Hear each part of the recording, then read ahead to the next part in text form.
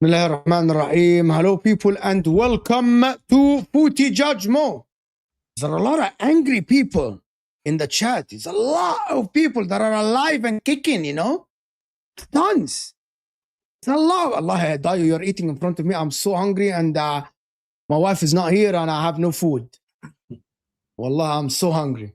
You don't understand. Like, big up everyone that is here. Hit the like button, people. If you guys are here, we're talking Arsenal PSG final. Commiserations to everyone here, guys. Dai is eating good, yeah. What are you eating, Dai? I ordered some Wingstop, man. Some lemon pepper chicken wings, habanero wings. I'm hungry. Yeah, I'm hungry. I'm celebrating. I have not seen this. Man United fans happy, Chelsea fans happy, City fans happy, Villa fans happy, Liverpool fans happy. Bro, everyone is happy that Arsenal lost the final. It's unbelievable. But before we go on, guys, we got 400 people in the house. Can we get the likes up? Can we get the likes up? I need 300 likes live. And if you're new to the channel, subscribe. I'm gonna let the boys talk. We're gonna talk about Odegaard, Eucharist. We'll talk about the tactics, and we're gonna talk about everything. Bilal, you look so like annoyed, broski. Like, come on. I was watching the game with my Man United friends, and you know, the amount of phone calls I've had, I was rushing to get here. I've had people phone me that I thought I didn't even have their numbers anymore. I've got people phoning me from different countries, laughing, you know. But you know what? To be honest, right? I told my Man United friend today. I sat with him, and I've never seen him so happy. It's like he won the Champions League today, you know. So for me, I'm at the point where I'm like, we've reduced all you guys to just hating, and we're gonna keep it that way. We're gonna keep you there in that box where the only thing you can do is pray on our downfall. And for me, you know what? I'm happy with that. I'm happy with that. As for the game, obviously, we'll get into it. There's some moments where I think. Well, how do you feel, Olo, about everyone bantering Arsenal? To be honest, yeah, it's expected. It's expected. I see the Chelsea social media page going crazy, saying. Take a tour. They're desperate for money, obviously, after finishing 10th. You know, I see Nottingham Forest posting something. I see players. And you know what's funny? I see Jed Spence. I see Richarlison. I see players who should, in the past, would be embarrassed to even pipe up, are now acting like, you know, fans. They're acting like you know what it is, right, Bilal? You know what it is, right? It is not banter, and it's actually relief. They're afraid of us. So now they are relieved that we did not win, and that's why they're able to open their mouths and speak. They are relieved. Like you could sense the tension when we were 1-0 up, and you could sense tension online everywhere. Go to every social media feed, go to every group chat. Everybody was hushed. Nobody could say anything. The minute that penalty was given and they equalized, all the roaches started coming out of their hiding place. Yeah, look at you. So the truth is, it's more of relief for rival fans that we did not win it, because if we won it, they know what is about to happen. I mean, they already saw what happened when we won the Premier League. We're not kicking the ball. Tuesday night, Emirates flooded. The parade tomorrow, they know what's coming up. So for them, it's like, thank God you guys did not win it. And fair enough. We're going to talk about the football itself, right? I love it. I personally love it. I love being the villain. Like when I was growing up, United were the villains, right? And we all celebrated when they were losing. So you know what? Hey, it is what it is. The game is the game, right? You win some, you lose some. You guys enjoy, man. Enjoy laughing, because ultimately we got to laugh for most of the games of this season. So we should be positive anyway, to be honest. If you look at it properly, we should only take positive from that. We know going into next season, everyone knows what areas we need to improve in. And the good thing now, there's no more, even for me, I was coming on here saying Arteta this, Arteta that, blah, blah, blah. That's finished now. There's no more of that. Going into next season, everyone's behind the manager. Everyone is on the same page. I think from now, it's just the beginning. It's our platform. And we just need to put ourselves in that conversation more and more going forward. Keep being in the fight. Let me add one thing. Just think of it this way, right? First season back in the Champions League quarterfinal, second season semi-final, third season final. I'm just saying, if you follow the logic, next year we're gonna win it all, man. Come on. If you also look at it, like if we are going to talk about the football, this is us playing against the best team in Europe. This is a team that scored 44 goals on their way to the Champions League final. They scored 44 goals. This is a team that went toe-to-toe with Bayern, outscoring Bayern, and then defending their lead when they went to Bayern's home. This is a team that put 8 over 2 legs past Chelsea. The same Chelsea that beat them in the summer, right? So this is not any washed-up team. This is PSG. This is Luis Enrique, a manager who has done this before. So us going up against them and pushing them to penalties. I don't care how we played, because again, we had to play to our strengths. We know PSG is the best attacking team in Europe, right? They are the best attacking team in Europe. Arsenal is the best off-the-ball team in Europe this season. When we don't have the ball, our shape is always solid. We worked with our strength, they worked with their strength. And if they didn't get that penalty, there was no goal coming for them. That referee second half. I don't know what happened during half time. I don't know if someone in UEFA phoned him or PSG. No. That was a pen. That was a penalty. No, it's not just a pen. It's when we came back from the half straight away. He was refereeing the game completely different. I won't even look at the referee. My thing is with everything the referee did, take out that pen. PSG did not look like they were going to score. Regardless, we were in control. We were comfy. Like obviously, people will say we haven't got possession of the ball, but as Mourinho would say, you don't need possession to control a game. We were comfortable the whole game. PSG never felt like they were doing anything. Losing. A second, okay, whilst I agree with you on that, at some point you do have to get the ball and you do have to keep the ball, because you cannot sustain pressure for so long. Like even if you've got the best defensive team in the world, at some point it makes one mistake, right? And Mosquera was that one mistake. So yeah, we could have rolled it all the way down to the 90th minute. But at some point I'd have wanted Arsenal to take control of that game and say, you know what? Let's show you we can play football as well. Let's pop the ball around, because ultimately that PSG defense is very susceptible with balls over the top. It plays a high line, and actually we should have exploited that. We played more. Raya played more long balls today than any other game that I've seen Raya play long balls. We actually popped the ball a lot to Kai Havertz over the top, which is what we were trying to do. Again, I hear you. At some point, take control of the game, but you're talking about a PSG team that the press is very good, and they have some of the best attacking players in world football right now. So you want to be careful popping that ball, because if you miss the second ball and they run at you, they run at your defense, you're literally putting all the pressure on Gabriel and Saliba consistently. We saw it happen with Barcola. We played a long ball. When that ball came back, Saliba's legs were gone at that point. Barcola outran him. That could have been another goal. That's the risk that but the ball. If the ball's moving, you don't have to do much running, right? It's the classic thing, right? So at some point, you've got to pass the ball around. You've got to take control of the game, especially when you're trying to kill it, right? I think that it was good. I understood the game plan. I just feel like there was a period of the game when the senior players, the likes of Odegaard, just turned and said, okay, you know what? For the next 15 minutes, we're just going to annoy them by just passing the ball short passes. We're not going to try to attack. We're just going to pass, get them into a position where they start to make more mistakes and open up more gaps and then exploit it. Yeah, you've got to look at you've got to look at the opponent that you're talking about. Again, this PSG team all season long, everybody who has tried to play that against them in the Champions League, in their own league, have been balled out the park. Everybody. We played our way and forced PSG today to play. Luis Enrique had to play the Arsenal way. They came to Premier League today. Today was not open for them. If we played it their way and tried to pop, pass the ball, frustrate them, these guys. Have you noticed that whenever they make that rotation, when they give Vitinha the ball to recycle the ball, all of a sudden Hakimi is in the 9th position, Dembele is dropped in deep, and that pulls out your defenders. Why in trouble if you follow that tactic with them? Like this PSG team, all through the entire Champions League, watch everybody they did. They did it to Bayern. Like if we play that thing that you're talking about, you have to play who's in front of you, know their strength, and know how to nullify them. I get it. We don't look exciting, whatever anybody wants to say. But if you go take that risk with PSG, you're going to suffer. I hear both sides. I think you're right in terms of defensively, we contained PSG throughout the game. We were comfortable, to be honest, right? But it's when it was our turn, let's say now, to go do something. I think Trossard had a decent game. Havertz had a good game, in my opinion. But Saka, for me today, it's so painful to say. I think the second half, he wasn't up to it. He had 2 moments where he could have done something and he didn't end up coming off. Martinelli, when he came on, for me, defensively, great. Did some good work defensively. But attacking-wise, not much. Gyökeres, the same as well. So clearly, Odegaard, we had to come off.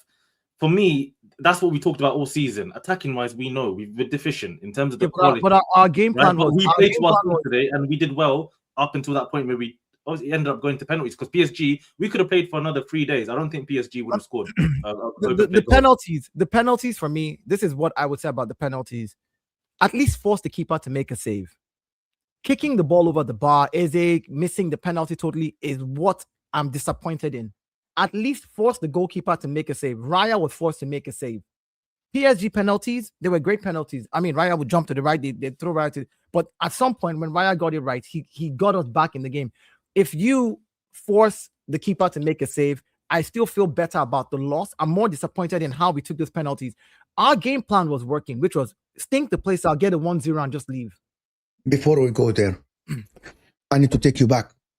So I think you didn't mention the big name. In my opinion, me and Dayo clashed over it on the football terrace.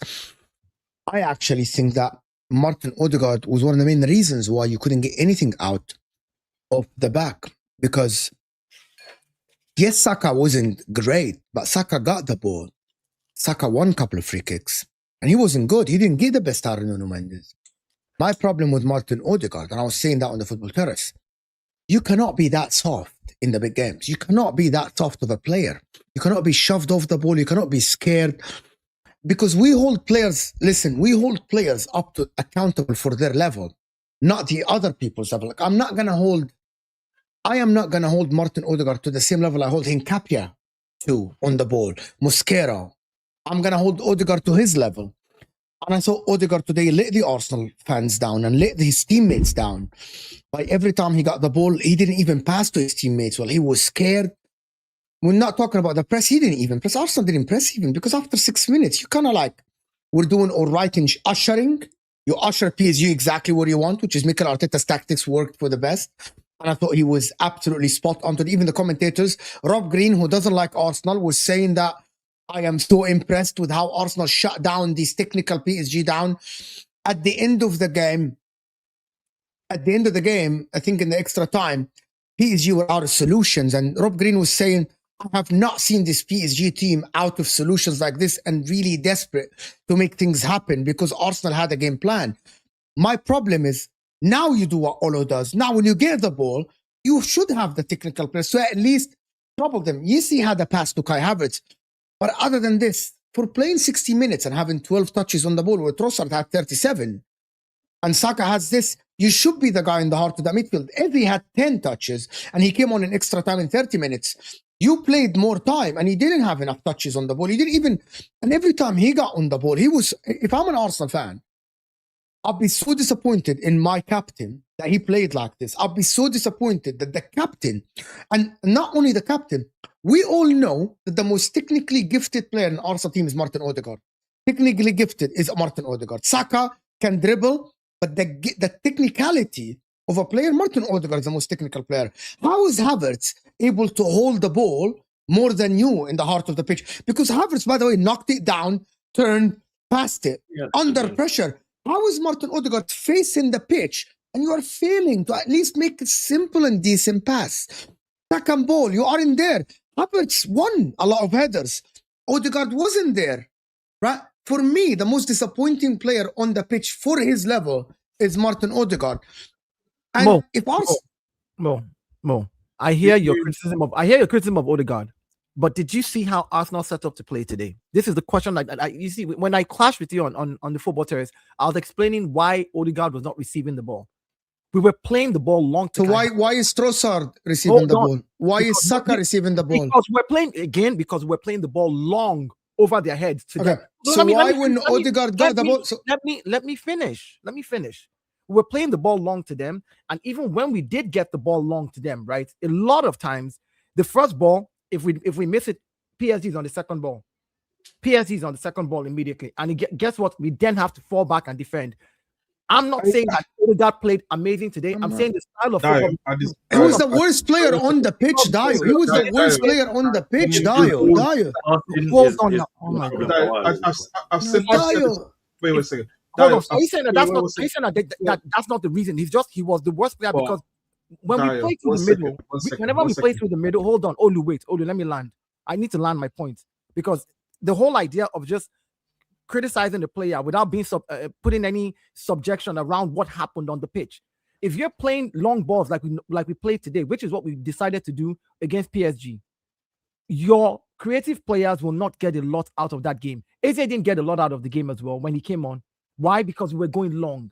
If we had tried to play through PSG, which is crazy of us to do, PSG would have bopped us out the Rice had 60 touches. Why wasn't Odegaard showing up? And also, the reason, listen, first of all, I've said this to Mo before, and he's probably heard me say it too many times. My biggest issue with Odegaard is this. He always plays to the level of the team, never above. There's only a few times I've ever seen when the team is playing at a certain level and he's far and above the best player in that. I think he doesn't, this is a final. This is a game where, regardless of the game plan, you have to go and take over the game sometimes, right?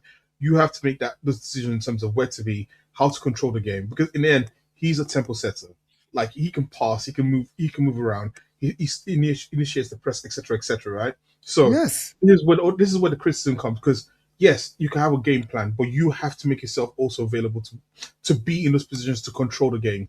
He doesn't control the game sometimes, and that's what is very frustrating about having him on the pitch. The fact of the matter is this, like I said, I just think that at one point we should have taken control of that game. We were in control of the game without the ball, but at some point you've got to. They weren't scared, Olo. They weren't when Odegaard, if your technical player gets the ball 12 times and loses it most of the time, the dictator of the game, they aren't scared of him. They need to be scared of. By the way, Havertz and Eucharist, PSG were scared of them. They push players back. When Havertz and Eucharist were behind each other, PSG were a little bit scared.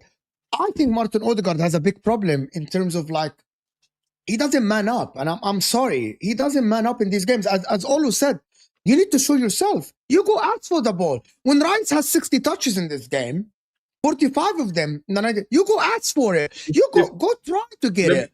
Let me make it a very simple comparison, right? Two players, same position, right? In the same situation. You've got Kevin De Bruyne and you got Bruno. As much as people diss Bruno, right? There's no way on earth Bruno in that match today is not going to try to figure out. And he's not going to have 12 touches. It's impossible to have 12 touches in the game like this. And that's my frustration, is that at some point, despite the game plan, despite the way the game's going, you have to go out and get the ball. So also, what is the heart? Why is Gabriel dying, Hincapia dying, Mosquera dying, and you're soft? Warriors. Why is Saka trying? Why is Rice sweating the whole game? And why is Masu Skelly getting stuck in? And by the way, I'm going to tell you something. You know, Eddie, when he came on, even though people say that he doesn't like Eddie was stuck in. Eddie was receiving in the pockets, trying to turn. What was it? You know, people say Eddie didn't have a good game. But Eddie, at least, was showing up, was trying, was turning. And Did Odegaard create another chance for Havertz? The Havertz missed. He did. And I credited him for this. So that's my point. I credited him for this. Dayo, I feel like you are always Odegaard. You're always. You are really don't want to criticize any of the. Are you going to criticize any of the Arsenal players today? You know what? Forget Odegaard. Who played bad for Arsenal today, Dayo? Can you tell us who, in your opinion, didn't live up to the level today? Apart from that, don't tell me penalties. Who, in your opinion, subs or starters didn't live up to the level? See, this is why I don't criticize teams like this. I don't criticize any. You've never heard me even when I talk about opposing team or rival teams where I pick one player and shit on the player. I don't call individual players. I'm going to talk about how the football was played today. And this is where the issue is. When we start doing this whole Odegaard... But I want to ask you, I want to know your opinion. Who's the player that gets the lowest rating today? What am I rating? I'm asking you. The whole squad. For the number one, the method that we employ today, I've never seen PSG shut off the way we shut them off today. Okay, defensively fine. We gave them credit. We're moving on. Moving on from defensively. You explained your point, and I agree with you 150%. The player that you were brilliant. You were brilliant defensively. If you want me to you want individual players. The one individual player that I would say was the point for me today was Saka. Because I expect more from Saka worse than Odegaard today.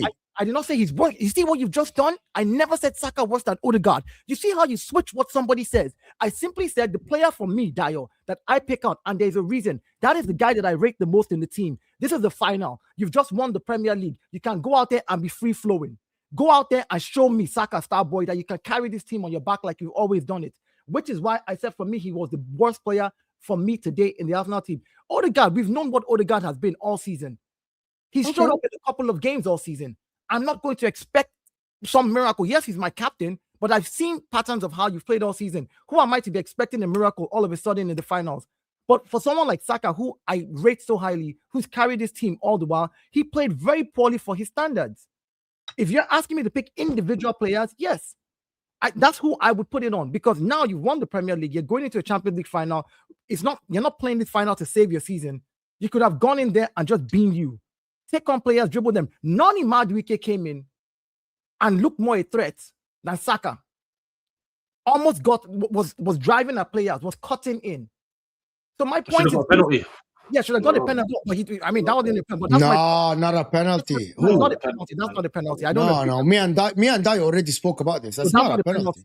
But my point is, if you just want to, anybody who was expecting some miraculous play from Odegaard, look, when I saw the lineup, I was like, you know what? I know what to expect from this lineup, because I've seen you play that way all season. Injury in, injury out. Only in a couple of games did Odegaard show up this season now. It's only in a couple of games that he showed up and helped us, get over the line in games. So I'm not expecting anything miraculous from him. But from people like Saka, I'm expecting. Kai Havertz, I was pleasantly surprised that he took that shot. I was pleasantly surprised. Coming in from that left side, I didn't expect Kai Havertz to do that. But it is what it is. Now, if you then talk about the whole game plan, it worked. Everything we set out to do worked until there was a mistake in that penalty by Mosquera. And Mosquera is a young defender. Defenders are going to make mistakes. I'm disappointed that we did not win this Champions League, but every team that has won the Champions League, this is our third time in the Champions League. We went from quarterfinal, semi-final, now to a final, and every team that has gone on to win it has either, most teams, not like every team, but most teams have either lost in the final and come back to then eventually win it, because you've got to know what it feels like to get there first. So this idea that we're going against the best team in Europe, all of you said it. People were predicting 3-0, 4-0 smashing.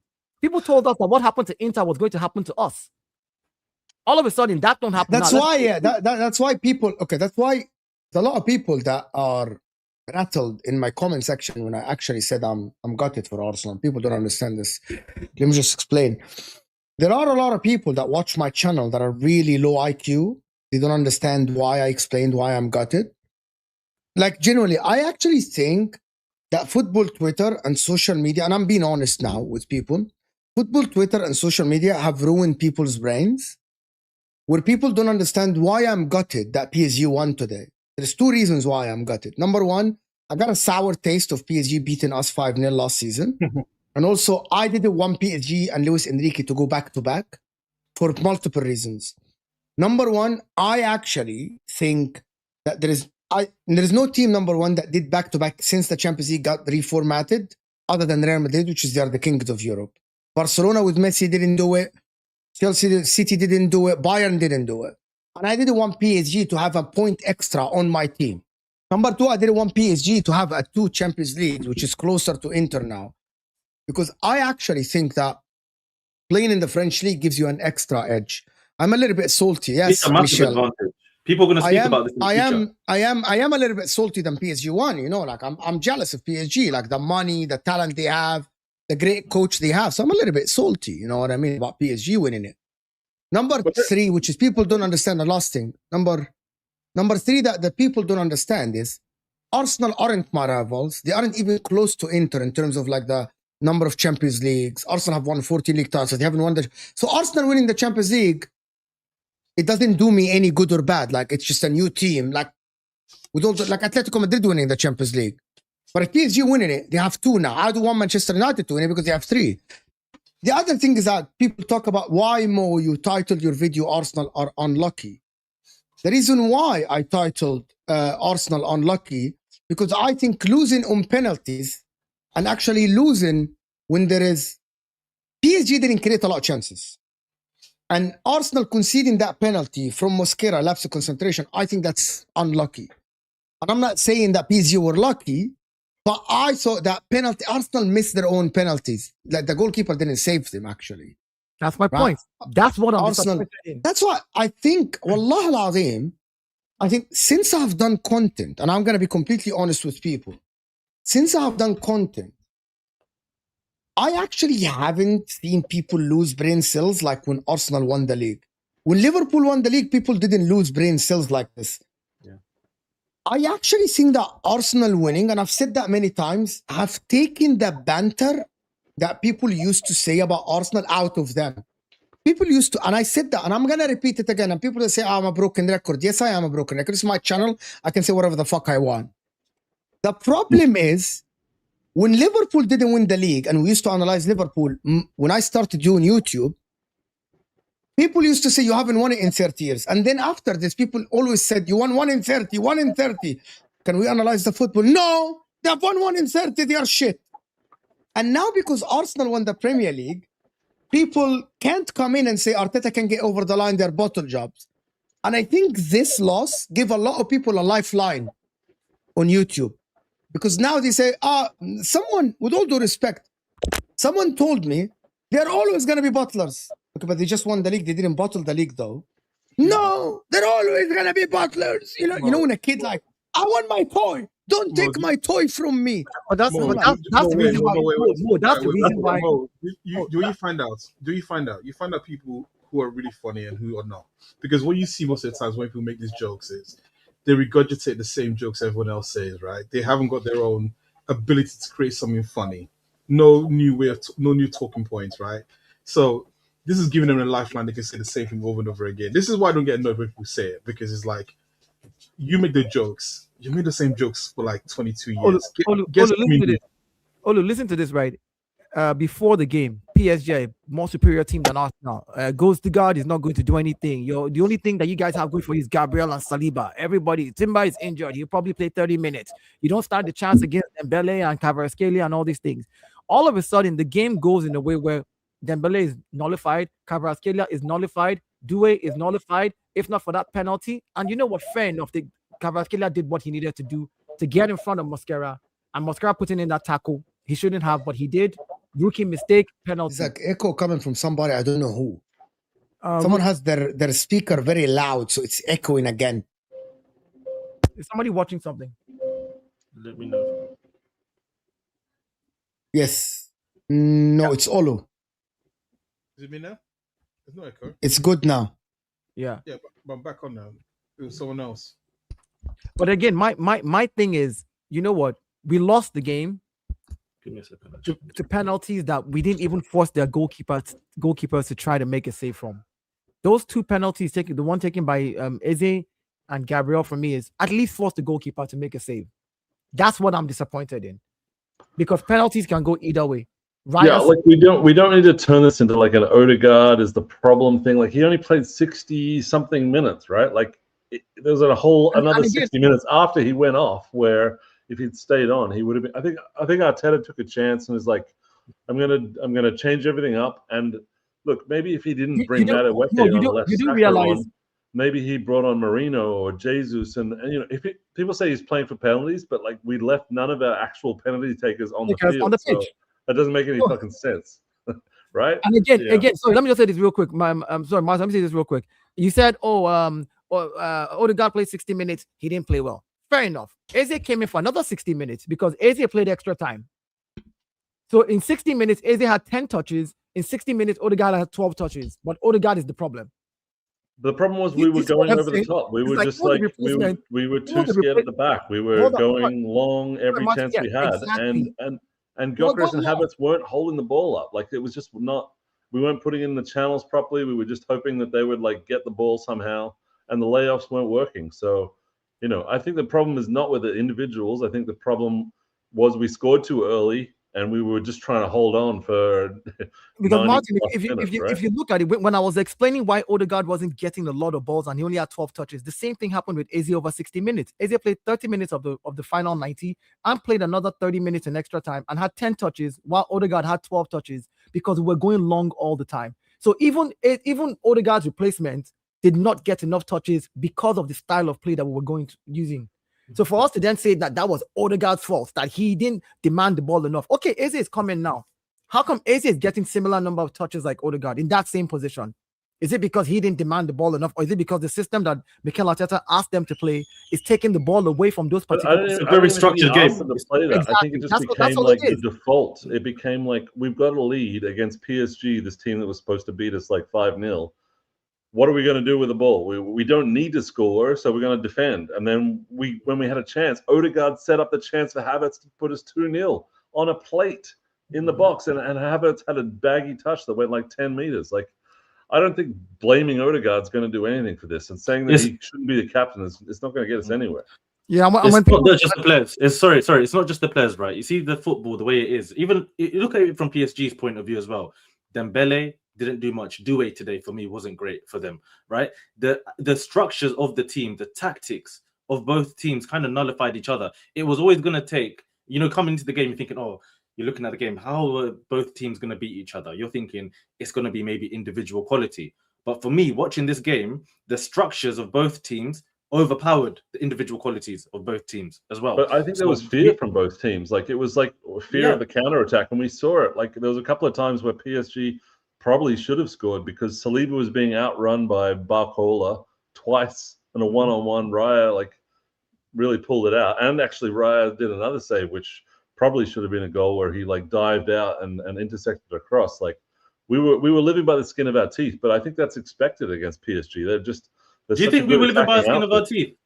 There moments where they had chances like with Barcola, it's when we were trying to go a bit forward. The transitions were happening. Yeah. So that's when we were a little bit more open. So that's what happens when you attack, right? Like if you sit back, you're not going to get those kind of counters. But I don't think we played for a draw. I don't think we played for penalties. I think we were trying to win it. Of course, we definitely didn't play for penalties. With the players we had taken penalties, we didn't. People who are saying we played for penalties would have left our best penalty players on the pitch if we're playing for a penalty. Would have just let them run the 120 minutes and have all your best penalty takers. We didn't have our best penalty takers, but so I know we were not playing for penalties. What I don't, kudos to PSG. They found a way to beat Arsenal today. That's it. Kudos to them. They found a way to beat us. They played their penalties with cool, calm, collected minds. Can I ask a question about that? Shouldn't Kvara, shouldn't they, when his leg is full of blood, isn't there some rule where you have to stop the play so the player has to actually get that treated? No, is that not a thing? Only if it's a head injury. No. You can't bleed on the field. It's something since AIDS was a thing. If he's still playing, if he's still playing, they just let him go. It's if it's a head injury or if it's on your jersey itself, because it's your jersey itself. Yeah, I think that's one of the. Is that the rule? It has to be on your jersey. It was a mad. I don't know how he did it. How did he even do it? It was crazy. You got to change the jersey basically, but because it's on his socks, underneath his socks, like you can have a cut there for all you want. You can keep playing. So if it's on the face or something, if it's on the face or it's visible, then it's there. Yeah. I'll tell you what, the best part for me, I mean, don't worry, we lost the game. It's shitty, but the best part for me is that I'm just happy we made these mythical PSG attackers look human. I was going to say this. I said it in the chat. Mosquera was my man of the match until he gave away that penalty. And there's no way he should have had that yellow card for time wasting. Like, he had 10 seconds on the ball. Like, the ref. That's what I said about the ref, Martin. Sorry, yeah, exactly. I'm sorry. The ref was clear that he was going to, like, he had this thing in his mind that Arsenal are like time wasters and, like, he was going to penalize us for every chance he got. Like, I thought it was Rick. We couldn't take that corner at the end. I've never seen no one being able to take a corner. Like, it's not like we were wasting time there. Like, you get like 30 seconds to take a corner. So I don't know. It was in his head. For me, the crazy part was, yes, okay, fair enough. If that's how you want to ref the game, you're gonna give yellow card for time wasting. I didn't see you give any Neves when he kicked the ball away and stopped play. Like we had a foul. I didn't see you when you did, like there was nothing for any one of those things. But I don't want to blame the ref for this. I just want to say the whole thing of, you know, like how we played today. We had one shot on target, and everybody's like, "Oh, you guys, you one shot on target in the Champions League final means you don't want to win it." No, we scored our one shot on target. You know, the one shot on target that PSG had that they scored was the penalty that we gave away. Mm-hmm. This is the almighty PSG that you all want to make all this noise about. The Dembélés, the Doués, the, you know, Vitinhas, this is the almighty PSG who had 21, according to someone today, 21 chances. And listen, Luis Enrique today, he's going to be feeling like a lucky, he's going to feel a bit lucky that he won today, because if we played for 5 days, they would not score an open play goal, right? The way he called us lucky. He said that our goal was lucky. I think that's disgusting. That was a clear goal. Like, we won that possession. It was a beautiful finish. I don't think he'll feel lucky. The reason why I don't think he'll feel lucky is because, like I said, in the end, he'll feel like they always had the attacking control of the game, right? And for him, he'll go. A lot of that possession was in there. We knew where we were marshalling them across the pitch. We knew where they're going to pass. We knew where the ball was going to end up. Sure. I felt so comfortable throughout that game, right? It was only when it got to penalties where I started getting nervous, because at that point, I understand. But understand. The thing I'm just saying though is that from an attacking standpoint, he'll look at it and go, like, actually, like listen, as Arsenal fans, we used to say this when we would play teams like Bolton or Stoke. We'll go, oh man, we try to play football and they just came in roughhouse tactics. Right? It's funny, we are now on the other side, and now we're making those same. We're the bullies. Now we're being bullies, right? The reality is that, let's be real, like PSG, we're more. It's hard to say this because we're a shit game, but they were more of an attacking unit than we were today. And look at the Odegaard chance that he created for Havertz. That was better than any chance that PSG created all game. Martin, let's not even try and weigh the quality of the chances created. PSG are an attacking side. What did we expect? Like, we are the best team. Hold on, Olu. I don't see this idea that Arsenal fans think that PSG are a better attacking side than Arsenal. No, they're not. No, listen. When I say, like, no matter what margin you want to put it at, they're a better attacking side than us. Now, off the ball, we're a better defensive team off the ball than PSG are any day. We played to our strength. We marshaled the game. We lost penalties. That's what it is. Let me pause you for a second. How many goals do you think PSG scored in Ligue 1 for this great attacking team? I don't know. There's 1,000 goals in that league. Hold on. I don't know how many goals they scored in Ligue 1, but let me tell you how many goals they scored. Hold on. Let me answer. In the Champions League, they scored 44 goals on their way to the final. They scored 44. Last year, they scored 38 on their way to the final. 8 of those were against Chelsea. We know Chelsea were bombs in that game. That's 36 other goals. That's 36 other goals. That's an average of 2 goals per game. Let me finish my point. In League 1, which we'll say is an inferior league to the Premier League, right? We'll all objectively say that. They scored 74 goals. This, like, when people are talking about how great, go and look at the numbers. And now, obviously, I'm looking at numbers at the UCL. You have less teams, 18 teams. I can't allow you to use League 1 goals to judge them in the Champions League. Judge them on their Champions League run. They played 16 games. They scored 44 goals. They conceded more this year. Listen, we scored 23 or 24 goals on our way to the final and conceded 6. We scored half of what they scored. This is why I said they're marginally a better attacking team than us in the Champions League. If you're using the season, we scored 20-something goals to get to the final. They scored 44 goals. Yes, they considered 22. They've considered 7 more goals than they considered last season because Donnarumma saved them last season. They considered 15 last season and they considered 22 this season. The difference with this PSG side is if you play open with them, I watched majority of their games. If you play open with them, you are going to lose. Paris FC beat them 2-1 in their final game of the season. That they played. They said almost everybody who played today was on that pitch for Paris FC. Do you know how Paris FC won the game? Exactly the same way Arsenal played today. And they found a way. Can I ask a question regarding what I was saying? And the people in the chat, I want to ask you guys a question. So if Gabriel scores that penalty, an Arsenal winning penalty, would you come here and say the Arteta plan worked? I want to know how people analyze football. Because people saying the Arteta plan didn't work. I just want to understand how people think about football. Arsenal lost on penalties because Eze and Gabriel missed. If they score and anyone misses penalties, listen, even Dembélé misses penalties, Vitinha missed a penalty last season against Raya. If that happened, would people come here and say the Arteta plan worked and he's a genius and stuff like this? Are people saying the Arteta plan didn't work because Gabriel missed the penalty? Because Arteta... Can I add to that question as well? And if there's any Chelsea fans, especially in the chat, answer this as well. When Chelsea played Bayern Munich on the way to win their first Champions League, they played Barcelona as well, right? What was the approach Chelsea took in the final? 1-0 and stunk out the place. It was 1-1. It was penalties. Drogba scored. Exactly.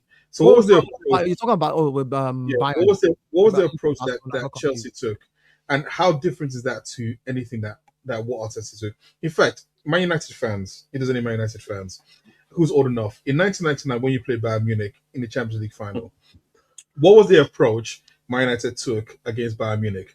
Was it an attacking approach, or was it to defend? And they basically got 2 goals in the last minute, right? I'm just saying, you're making a great point. No, you're making a great point. This is English football as well. This is culture. This is why European football is interesting. English teams normally play like this in Europe, right? Where even Liverpool, for the most part, when they played finals, it's not been. They played Real Madrid. They had the majority of the chances against Real Madrid. No, that's not true. But when Liverpool played Atletico Madrid, Courtois was man of the match. So I know, but that's the exception. Though we're saying averagely the English teams that make in general. That's not true. When City played Real, that's not true. It's not true. We're not changing the narrative. Okay, when City played Real Madrid, they attacked them all the time. We're talking about real English teams. City is a whole different story. City is not. We're not changing the narratives. We're not changing history. Also, let me just and just for facts, people. When Chelsea played Bayern in the first one they won, Bayern had 16 shots to Chelsea's 2 in the first half, and then Bayern had 19 shots in the second half to Chelsea's 4. Listen, it is what it is. The difference between the two teams today was so small that trying to get any kind of narrative out of either side, it just seems like a waste of time. Like that could have gone either way today. We could have won on penalties and no one would be questioning anything. Gyökeres could have scored at 120 minutes. Havertz could have got us 2-0 up. I think it's just one of those things where you just have to accept it. Like the UCL is just going to be one of those cruel bitches, and you need that luck to go your way, not the other team's way. I don't really see the point in everyone needs to be sold and this whole thing's worthless. But that's just me. There's nothing wrong with how we played. We just need to keep putting ourselves in the conversation every season, do what we can. And we know as fans anyway, if we can improve the quality in the summer in the attacking areas, fantastic, especially the front 4. We've got the structure. We know how to play. Yeah. We were supposed to be destroyed today, right? We were supposed to lose 5-0, like 8-0 or whatever the hell the rivals are talking about. I'm going to use the City fan thing. If Vader Games is in the chat, we weren't meant to be here, So, it is what it is. That's ridiculous anyway. When have Arsenal been battered under Arteta over the last few? It just doesn't happen. So for them, it's just copium and all but that's the problem with me is this. The problem with me, why Chelsea were 6th in the league when they faced Bayern. So that's a very good point. What has the position got to do with it? Exactly. This is a ridiculous. Like what has the position on the table got to do with it? We're talking about styles of play. We're talking about the position that the team is in. Staffy, this is a ridiculous point to me because I was just pointing out in that one-off game, go and watch the approach of the game. The reality was that whether you're 6th, whether you're 19th, whether you're You've gone mute. You got muted. You muted yourself. No, your Disney mic's done, bro. Your mic is finished. The mic doesn't want to come back. Microphone check 1 2 1 2. Oh no, but again, this idea of like, what position the team is on, who cares? We're talking about the style of play, your approach of how you're playing the team. You obviously have to look at who you're playing. You have to look at who you're playing against and your style. You see, when people the same way they talked about how we won the Premier League, and I told them, I said, go back to 04-05 when Chelsea won. Chelsea also scored 19 set-piece goals, not corner kicks. In total, 19 set-piece goals minus penalties. Hello, can you hear me? You know, but your mic is acting up. It's not good. 1 second. It's gone louder, actually. I need to mute you. All the Hall of Shamer. Go ahead, Dio. It's like Eze's penalty, that one, man. It's crazy. He's done a Gabriel. I was basically saying, like, you know what? For 65 minutes, Mikel Arteta's plan worked for 65 minutes until that penalty mistake. And you know what? Fair enough to them. Kvaratskhelia did what he needed to do to get that. Because I don't think they were probably like, we don't see where a goal is coming from. Somebody's got to do something. That was a moment of magic from Kvaratskhelia. He is arguably the best left winger in the world right now. So we're not going to sit here and rewrite history. If the best left winger in the world is going up against a Christian Mosquera, 21-year-old right back who's the second backup. He's a centre back, yeah, centre back who's actually our backup right winger, not the first one because Timber just came back. You've got to give kudos to them for that. They found a way to come back into that game. Where everything just throws me off totally is in the penalties. Just force their keeper to save it. If their goalkeeper saved those 2 penalties, I'd have been like their goalkeeper was man of the match. But you skying the ball. No, wait. If Eze scores his penalty and Raya saves the next penalty, we're laughing. Am I back? Nothing to do with the end. Exactly. Right? Yes. And I'll address this issue of people that say, "Oh, we parked the bus." No, they attacked us. They are the best attacking team in Europe. We need to shut up about this nonsense bus parking thing that people keep saying. If you're going up against the best guy in boxing who knows how to jab, you are going to defend. Floyd Mayweather was the king of defense. Everybody knew this. Was it that because of the bad boxing? There's no Styles make fights. Styles make fights. There's no shame in front. There's no shame in parking the bus. I mean, sometimes listen. I'm even just saying, like, when people say park the bus, it's almost like. Mo, 1 second, Mo.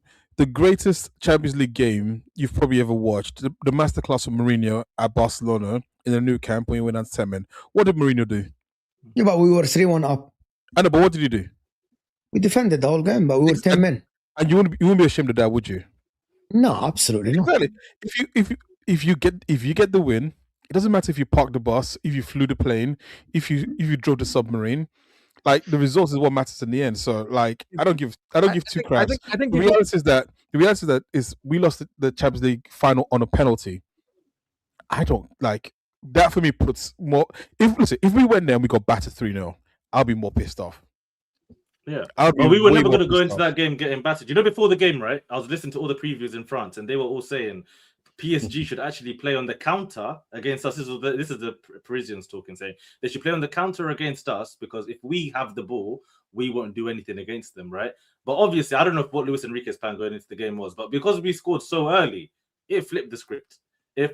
So it turned into us obviously doing what we can do. We can shut games down, and we did. Right, as I said, it took that moment of Kvaratskhelia finding a little bit of space, and of course, Mosquera making that mistake and conceding a penalty. But apart from that, Arteta's game plan throughout the game, there's no issues with it. It's on the players now in the attacking sense, the Odegaards, the Ezes, the Sakas. It's on these guys now to deliver because the structure is there. You've literally. I'm gonna say it again and again and again. Can I contribute to this conversation on the channel? Wait, and then I'll let you go. Maybe he was naive in not playing for penalties. We should have had our best penalty takers on the field if we were going to play for penalties. Like, if that was the whole thing, like, I think he brought Madueke on and Eze and all these guys because he wanted to go for the win. And I think that was maybe like where we fell down. We didn't just lock up shop and go for penalties. I don't know. It's like I feel like the subs didn't make sense because we were left with 6 subs that we did, and Hincapié is on one leg for 30 minutes. Like that's not the player's fault. So I think that there's something to look at about that. I thought Calafiori, Marino, these guys would come on because we would be able to still have a structure, but also penalties if it did happen. I would be more confident with them to being part of the collective in taking penalties than, the guys we ended up having in the end. But listen, Arteta, at the end of the day, maybe that's, of course, he'll look back at the game and say, where did I make my mistakes? And maybe not thinking ahead to penalties too much was the thing. But he even said after the game, Gabriel's penalty is something they've trained, in the end of the day. They did plan for it, but listen. No, but if Odegaard and like Marino and Jesus and Trossard and Saka are on the field, Gabriel's not taking a penalty until like exactly. I hated that. By the way, I hated that. I'm a firm believer. Don't ever have a centre back taking penalties, man. I don't John Terry. That's the first thing I thought when I saw him. I thought John Terry straight away. I'll say this from a sentimental point of view, right? As per like my love for my team and my players. I wasn't adverse to seeing Gabriel step up there. You know why? He's for me, he's been a rock all season for us in almost every competition. No, hear me out. He's a legend. He's a legend. Hear me out. No, hear what I'm saying. I'm not going to go as far as saying a legend or whatever. I'm saying he's been a rock. For me, he is. He's a legend. Hear what I'm saying, Olu, let me land before you shake your head. I'm not letting you land. No. He's been a rock. And sentimentally, I was like, you know what? I'm not adverse to you taking the final penalty if you score it. Listen to what I'm saying. If you score it and we win, and we win with that penalty, it means a lot more emotionally for me. I don't all the work we're doing all season. Fair enough. If Nigeria were playing a World Cup final, and you saw Taribo West walk up that pitch, take a penalty, you'll be pulling your hair out to look like he's on there. Olu, the difference is you don't do the same thing. Let me answer you now. You give me a time. The difference is for my national team, I didn't watch them 38 games in the season. I didn't watch them 14 games in the Champions League. I didn't watch them 7 games. My national team, I've not. So my thing is that would infuriate me because this is a one-time thing in 4 years. I'm saying from a sentimental point of view and how I feel about Gabriel, I'm not adverse to seeing Gabriel taking a penalty. Now, Gabos. We don't need sentimental hype. We need to have our best penalty. I know, but our best penalty. The game ain't built on sympathy. I get that. The game ain't built on sympathy. Our best, I agree with you, it's not. And that's why I started my statement from a sentimental point of view. I agree that the game is not built on that. That's why I started my statement with that. Fair enough, Gabriel should not be taking the penalty, but look at the lineup and tell me who else was there. It was Zubi, Madueke, and who else? Our best penalty takers were all out the pitch. But they should still be above Gabriel. I don't know, like Zubimendi or Madueke. One of these guys should be saying, "I'll." No. Wait. So you said something to that. I just caught you out. Did you just say Madueke? No, I said guys, I'm giving you. No, you. What are you saying? I see free tax. Did you say Madueke? You don't just want the ball off the pitch. Relax, okay? No, but I'm saying as an attacking player, he should have that in him to say, "I'll take the centre back." I will put Raya before Madueke could take a penalty. But here we are. Listen, Martinelli even scored, which I was surprised. I was scared with Martinelli. Look at the options. Look at the options that we're discussing. We're discussing Madueke and Raya and Gabriel. Those are 3 birds of the same feather when it comes to taking penalties for me. What are we doing here? We're making it sound like Gabriel, just because he's a centre back, is the worst. Yes, he is. So is Raya right now. We've never seen Raya's penalties. So is Madueke. We know how shit he is. Zubimendi probably is the only other person on that team that I would say, you know what, hey, maybe. We saw what Madueke did with his penalty. Gabriel just even Martinelli, we didn't trust him. Majority of the Arsenal fans saw him step up and like, ooh. You know, I closed my eyes for Martinelli's one. I wasn't ready to see Martinelli score. I didn't watch that one. That's the truth. Gabriel, listen to that one. Gabriel's now like Roberto Baggio now. No, he's not. No, he's not. Let's not do that. Wish. The divine ponytail. Come on. No, he's not. He's. Imagine Gabriel could dribble like Roberto Baggio. That'd be. Can I do the super chats? Fonzie saying, "I pity you a lot for having to watch Martinelli." Wait, Fonzie, who do you support? Who does Fonzie support? What did Martinelli do wrong? Fonzie, you get to watch Cody Gakpo. Relax. Should Martinelli become a right back? This is my solution to his career at this point. A left back, you mean? No, he's right-footed, right wing back, right back. Okay. I think he should be transitioning to that. But he was covering for one-legged, like. Defensively, he's a dog. Yeah, Listen, I'm saying he's got minerals to play fullback. From when Martinelli came in, and Nkapie was already limping on one leg, so he needed to be there. And here we are now trying to criticize him for. Do you know what we should have done? We should have done. He should just played Calafiori. It'd have been vibes. He would have played right wing. He'd have played attacking. Would have won. Would have won. Well, if we hadn't brought on, who was the two subs at the end? Madueke and Eze. If we left Eze on the bench, left Madueke on the bench and left Saka on the field and brought Calafiori on for Hincapi, I think he went too hard on his subs. Like we shouldn't be using 6 subs with 30 minutes of extra time left. That's like setting yourself up. I think Saka disappointed him in that second half. The first half Saka was good, but that second half, maybe he's not fully fit. Who knows? I don't know. But he's playing a Champions League final, so I'm not going to give him that excuse, right? Yeah, but I'm leaving Saka. I think Saka disappointed him to the point he took him off.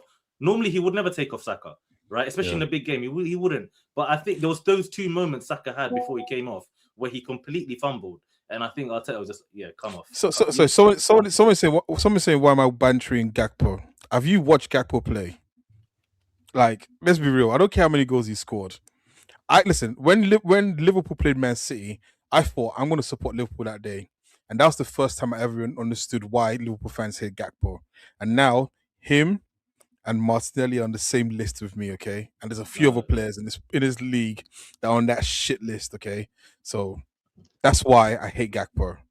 So we're all in agreement going forward. The likes of Martinelli, should Trossard leave now this summer? Gyökeres, it's Gyökeres Day. No sympathy. No sympathy. Hold on. What conversations are we having here? What tomorrow is the parade? I'm going to be celebrating the Premier League. And now you want to bring it? No, we'll enjoy. We're Premier League champions. But we need to think now to win the Premier League next season again. Stop it. Let's finish our party. Next week Tuesday, next week Wednesday, we'll sit down, have a meeting. We'll call all the Gunners. Then we'll start discussing the transfer market. Right now, I made talking about the market today. Arteta's already talked about it today. Can we rectify something in the chat here? People are saying Gakpo is shit, but I rate him above all your attackers. I don't want Gakpo anywhere near this team. You guys are like in delusional land over there. He's worse than anything we've got. Cut inside, sky the ball, and he's better than Martinelli. I'll give him that. No, he's better than Martinelli. I'm taking Nelly every day of the week. I definitely have Gakpo over Martinelli. Also, for all you people who keep Martinelli is not real, man. Wait, one second. All the people who keep going crazy about this Barcola guy, that guy is a big chance miss merchant right there. Trust me, the minute he comes to the Premier League, all the hype you guys keep giving this Barcola guy is going to disappear so quickly. Nelly scored his penalty. I don't want to hear any shit talking about him. Like he came on and he did his job. Like he wasn't asked to do much, just defend and do a counterattack. Yeah, Martinelli came on, did his job, and did Nkapie's job because Nkapie had put in sweat, blood, and tears. And he scored his penalty, and then we just want to and the first thing we go, I see you guys watching Martinelli. I think Martinelli's crap. I'm like, come on.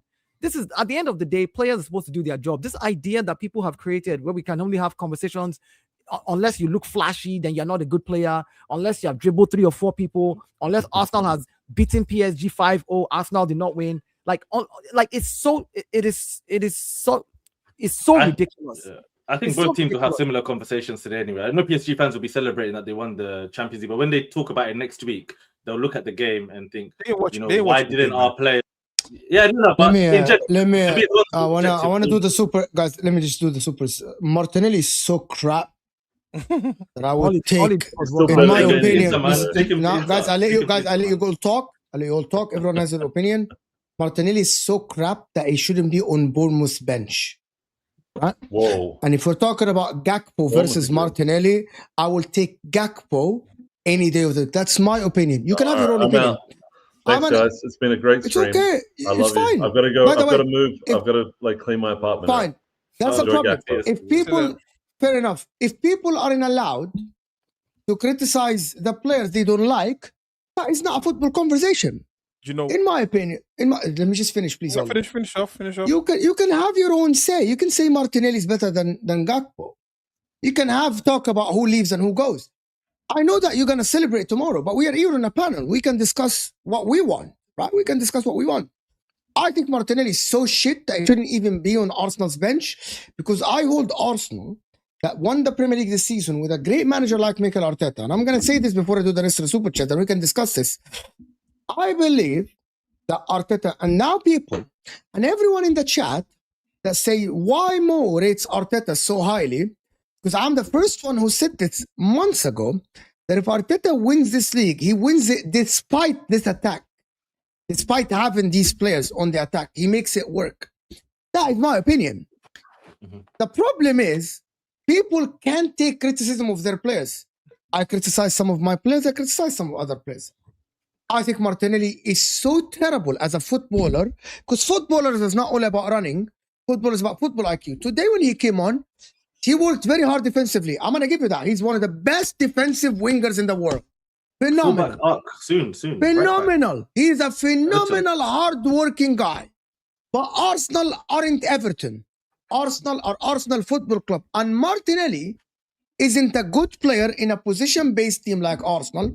And he should be nowhere near the squad. Arsenal should be looking into way more better players if they want to improve. Granted, if Arsenal stay as they are now, they will win the league next season. They can win the league next season. I think they're outright favorites because of Mikel Arteta. But if you want to improve and you want to get better, I believe you need better attackers than what you have. I'm going to give you flat out, in my eyes, the only player in this Arsenal team that I rate highly is Bukayo Saka. And he hasn't been good for 2 years.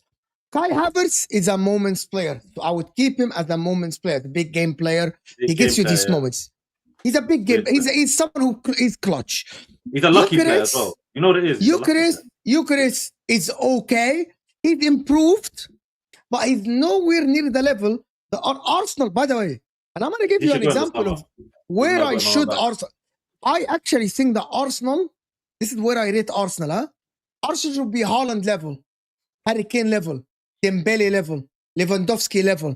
That's Arsenal. Why I rate Arsenal highly? You're a Premier League. You are the champion of the toughest league in the world, and you're a Champions League finalist. If your aspirations isn't getting better players, when are you going to have aspirations? Okay, we understand. Let me finish. Finish. When you had Reece Nelson and had these players, yes, the aspiration is to get a little bit better. But you're not league champion. You need the aspirations to be, I'm going to go and bid for Alvarez tomorrow. Barcelona, they want to get him. Atletico don't want to. Go and get Alvarez. Go and try with Desiree Doué. If PSG get Alvarez, go and try for Doué. Arsenal should be targeting these players. Not like... That's my opinion. He's the only player that can change the attack for us anyway. Sorry, let me just say this, right? I agree with you that Arsenal should be placed up here now that we won the Premier League. But until we won that Premier League, we were not attracting those levels of players. You are not attracting... Let me especially the attack. No, this is the worst attack we've ever had. Let me finish. Don't do it. This is one of the worst attacks we've had, quality-wise. Listen, I live in reality. Shamak. Let me say this. I live in reality, right? And the reality is, the reality is this, right? Up until we won the Premier League, if we did not win the Premier League, you are not attracting the likes of Harry Kane. Yes, maybe, yes, you're right. You are not attracting the likes of the Haaland level players to come to Arsenal to say, oh, come now and help us win the Premier League. Now that we've won the Premier League, we are in a position where we can then now go out and speak to the big boys and say, hey, do you want to join us? And you should, in my opinion, I'm not going to tell you why you should. I'm now speaking as I am. I'm going to do the rest of the supers. I am speaking. Go ahead. Let me just finish. So the fact that Mikel Arteta could take all these players that nobody rates Gyökeres, nobody rates Madueke, nobody rates Martinelli, and I agree with you. Some of these players are not of the level to take them to win the Premier League. That's why he's a genius. That's why he's a genius. Take them to That's why he's a genius. Taking them to the final of the Champions League and the final of the Carabao Cup. We went to 2 finals this season.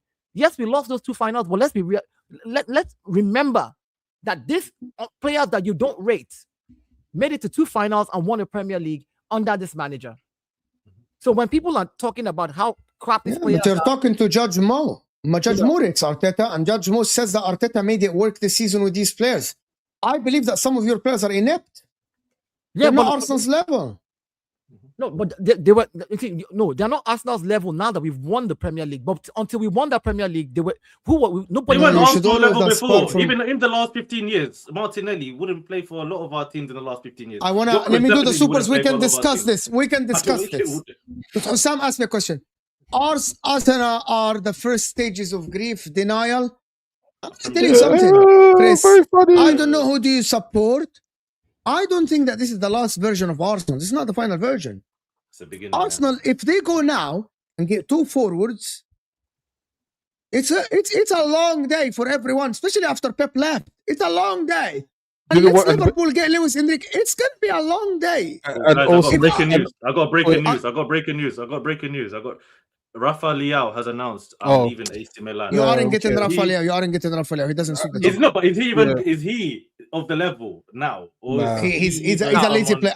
Listen, I'm one of the biggest fans I'm of asking Rafael the Leao inside, as a yeah, football player. I'm one of his biggest fans. He's lazy, and I don't like players like him. I don't like him. I like players that are like. You know what? I want to do the supers, Olo, please. Martinelli's hard I working. want to do. I want to do the supers, guys. I want to do the supers. When I do the supers, please let me read the supers, please.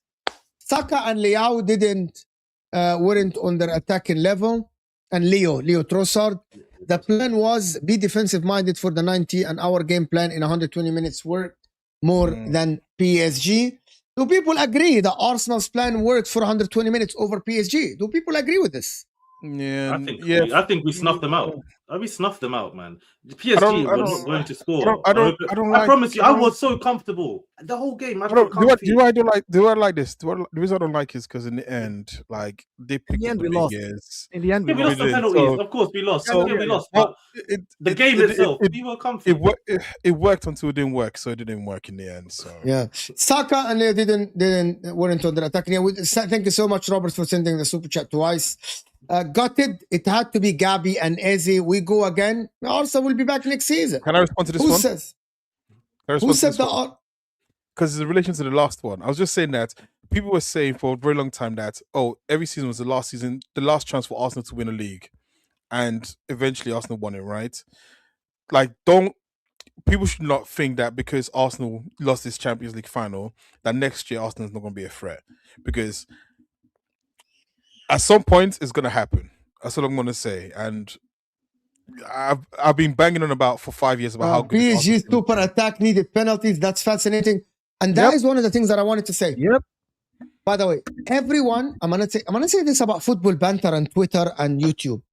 Anyone that said Arsenal will get smashed, your prediction is wrong. You already got your prediction. Yes, Arsenal lost at the end, but you don't know ball. Your prediction weren't correct. Arsenal lost, yes, but Arsenal didn't get smashed because a lot of people said 5-0, 4-0, 3-0 PSG. Arsenal are not gonna sniff the goal. Arsenal scored first. But people did banter killed football analysis. You only get credit with haram ball when you win. Yeah, no, Premier League champ, baby. Go on. No, I'm gonna cry. It's I'm gonna- fairs. I'm gonna But cry. that is kind of wrong though, because it's not haram ball. It's just a different. It's control. It's a different way of playing that people don't understand. That. It's Mo, Barcelona, yeah. Barcelona I'm sorry. played Yes, everyone. you were being pressed aggressively by PSG, but in no way does a team with 25% possession not represented parking the bus, and that's okay. Yeah, Arsenal definitely. Hold on. Let me read what he said again. I'm sorry. Yes, you were being pressed aggressively. So I'm being pressed aggressively, right? What does that mean? You just said it yourself that we were being pressed aggressively, which meant we were being pushed back. The idea was not to park the bus. Arsenal plays a mid block most times. The only reason we were that far back in our goal is because PSG are that good at pressing. So for you to sit there and say, the game plan was to park the bus. No, that wasn't the game plan. With that far back, because Kvara and Dembele and you give them enough space, especially with Mosquera. If you're being pressed aggressively, it means that they have the ball. They're coming. They're literally pushing. They're attacking you. They're pushing you back consistently. And that means you won't have the respect they deserve. We gave them the respect they deserve. But to concentrate the way we did to marshal them throughout the game and make sure that they couldn't create. Last one. You can't contradict yourself on nasty. You can't be like, oh yeah, they're attacking and then you park the bus. Like those two things are just. Which UEFA Champions League final hurts more, today or last year?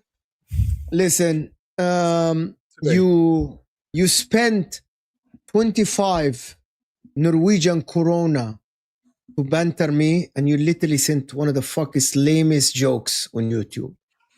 Maybe you spend another one and do better. I told you, people don't know how to. People are not funny. You realize because number one, I want you to go to the comment section. HM, it's about 10 people that already asked this question. I was asked this on the football terrace. I was asked this on my video. So maybe if you're gonna spend 25 coronas, maybe you could, I don't know if that can get can that get you a burger or something from McDonald's? Maybe the 25 coronas, maybe it's not. It's okay.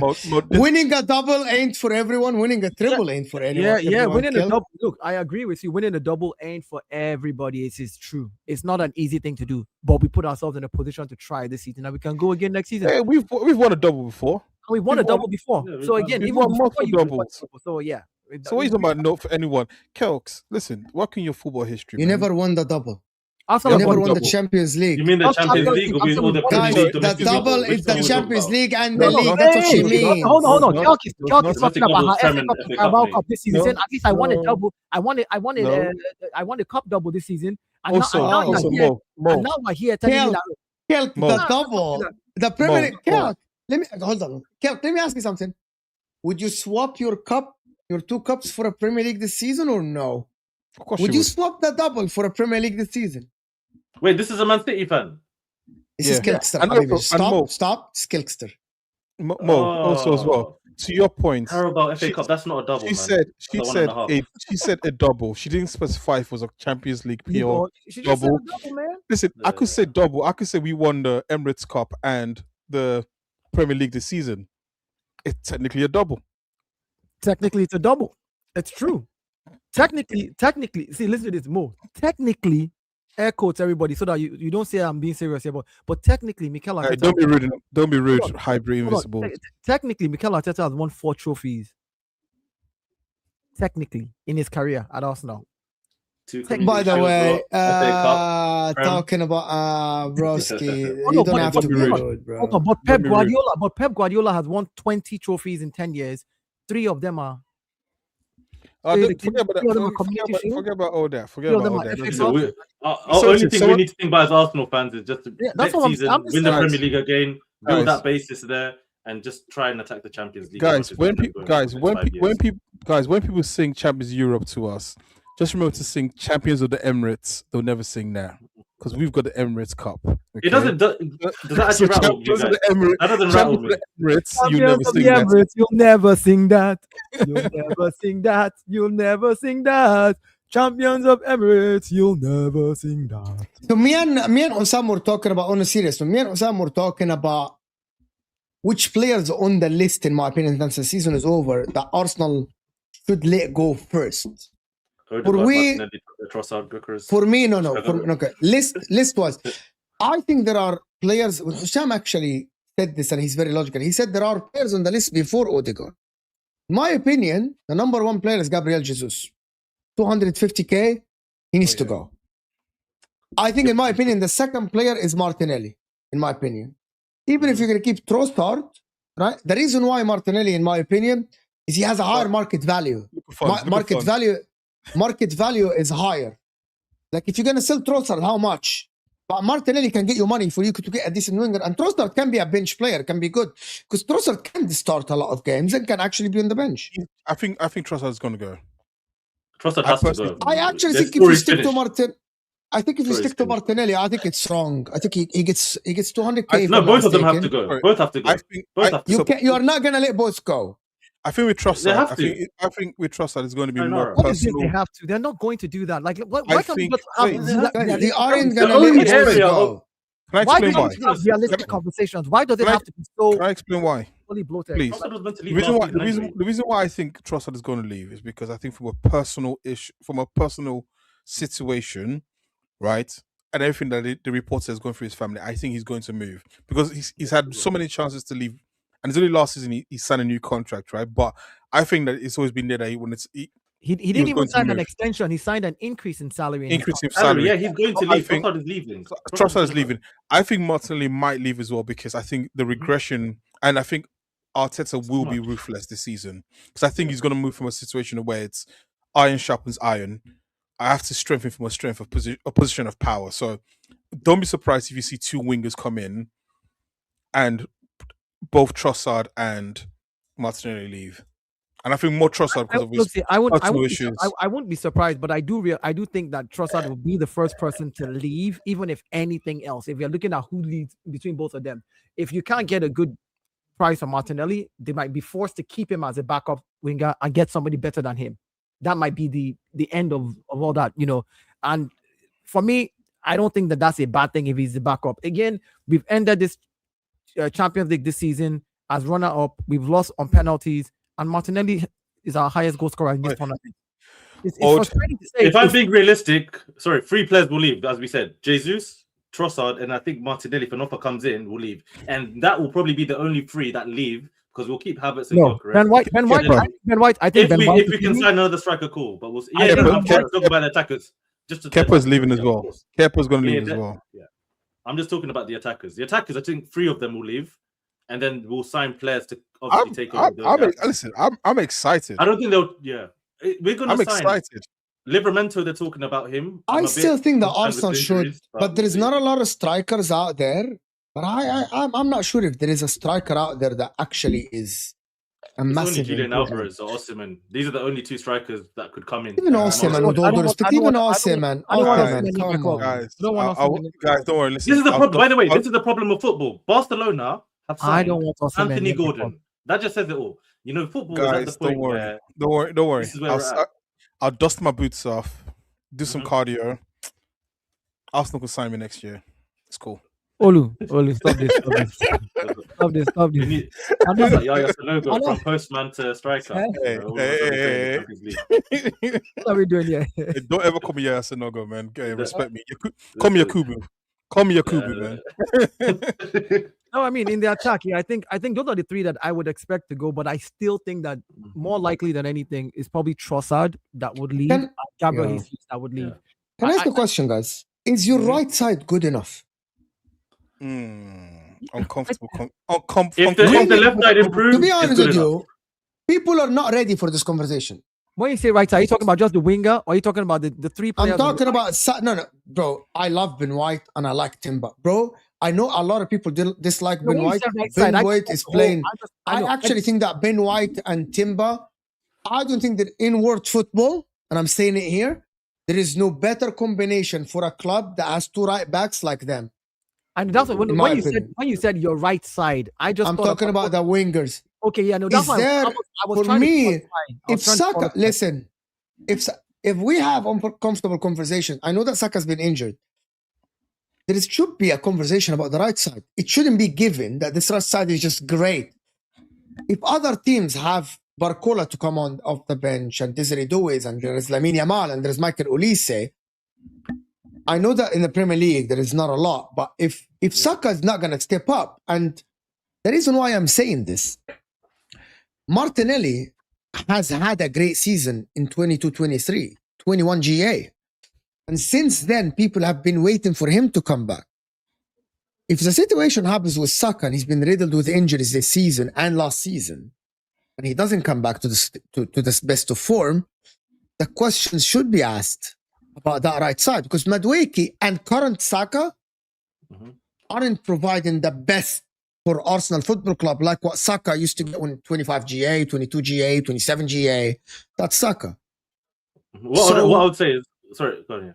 What I was just going to say very quickly, if we strengthen that left-hand side the way we should, then we can get away with another season of Saka, Madueke, and then hopefully Max Dowman getting more minutes as well and maturing a little bit more. And I don't know what's going to happen with Ethan Oneri. This is another question as well. He's leaving. Yeah, he's leaving. This is the thing. I don't expect Odegaard to leave. It's unrealistic. I don't think who's got the money even to sign Odegaard. We probably want like 60 million, I'd imagine. I don't see what team would spend 60 million on Odegaard anyway, right? So Noneri probably, unfortunately, maybe, I don't know. You got the money? I don't know. So if we get lucky, and I think if we got an offer tomorrow, 65 million for Odegaard, of course the club will probably take it. Okay, my point is, are we allowed to have that conversation about the Arsenal attack, about who's actually good? Can someone tell me who's actually up to the level of other oppositions? Because now, by the way, we're not talking Premier League now. You already conquered the Premier League. You already won the Premier League. We're talking about Europe. We're talking about you're compared to the likes of Barca, Bayern Munich, PSG. You know, you're compared to these people. Are you up to the level? Because now the next target for Mikel Arteta is maybe retain and maybe try to win the Champions League. Do something that Wenger didn't do. Yes, we are, because I would say objectively, if you look at the group stages, Arsenal scored the most goals in the group stages. And an attack isn't just the front three. The attack is the whole team. And I've always said this: Arsenal on paper, when you look at the names, don't look great, but when you put them together as a team, they play well, and each of them function together. So you can't have one without the other. I think the one issue I have with the team is just that we don't have someone who is a maverick, someone who takes the game by himself and commands double teams and so on. I mean, Saka used to be able to do so. I don't know if he is able to do so right now. But in terms of just attacking wise, Arsenal defend as a team, Arsenal attack as a team. It's not. I don't think you have to look at it as players. You have to look at it as the way if the team doesn't function well. It is football now. There's no arrogance. There's no arrogance in our attack. It's not even about this football. This is how Arsenal has, Mikel Arteta has built the team to be that way, and that's the way he wants to play football. And every time we have this conversation, but let's look at your attack. Your attack is not good. I'm like, that's not the way Arsenal plays football. I say this all the time throughout the season. When people say Arsenal are a defensive team, I say no, we're a team that knows how to defend, and we find ways to score goals. That's the team that Mikel Arteta built. A team which is why you can say things like Saka is good defensively, even though he's supposed to be your right winger. Martinelli works hard defensively, even though he's supposed to be your left winger. Which is why you can make those statements. Because that is not the main purpose of wingers, Dario. I did not say it's their main purpose. I'm saying this manager wants to play that way. And because he has chosen to play that way, you cannot ask the question. But I don't think. I think he's been forced to play. Yeah. I read his question. No, Dario's correct. Dario's correct. But Dario, there is the other option, which is a lot of Arsenal fans are saying that they think Arteta is going to change. He's going to go back to be more attacking like he did in 23-24. So that's what people are saying. He said that today. He said that today after the game. Hold on. He said what? He said what, sorry, Arteta read his quotes. He said they want to emulate the individual actions of PSG in the future. This is and we have to work very quick and smart. Please, no. That wasn't what he meant. That wasn't what he meant, though. Statement. Let's stop doing this thing. This is what we do. We go on Twitter, we take a statement that somebody pieced out from everything the manager said, take it out of context. I'm just summarizing because obviously the team is going to look to improve the quality. What he said clearly was, we want to be at the levels that they are at, which is winning Champions Leagues. He's not saying emulate their style, copy their style. The individual actions of the players. That's what he's saying. Individual actions of what does that mean? As in the attacking players. The attacking players. That's what me. What does that mean to you, though? No, the attacking players. Like, did he mention specifically? Hold on. No, Did he specifically mention attacking players? No, he just said individual action of the players. What does that mean? It means how hardworking they are, how well they press. We also want to be able to press like that. Do you think he just means just the attacking? That's not what. Why would you say that? Our team works harder than anyone. Our team no team works harder than our team. Our team runs. Guys, the reality is that he sounds like someone. He sounds like Arnie Slot when he talks like that. That worries me. That worries me. Don't talk about PSG. Figure your own team out yourself. Figure your own team out yourself. We don't need to take inspiration from PSG in terms of the way he's talking. I don't want to hear that. Did you listen to the overlap? By the way, anyone, did you see that? Yeah, I did. They did. So even Richard Garlick, what he's talking about, the plans for the transfer windows, what the plans are for the team in the future in terms of winning trophies.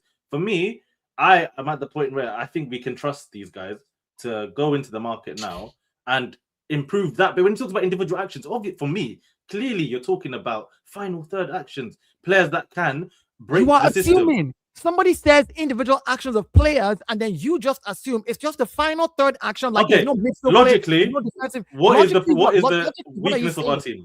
What's the weakness of our team?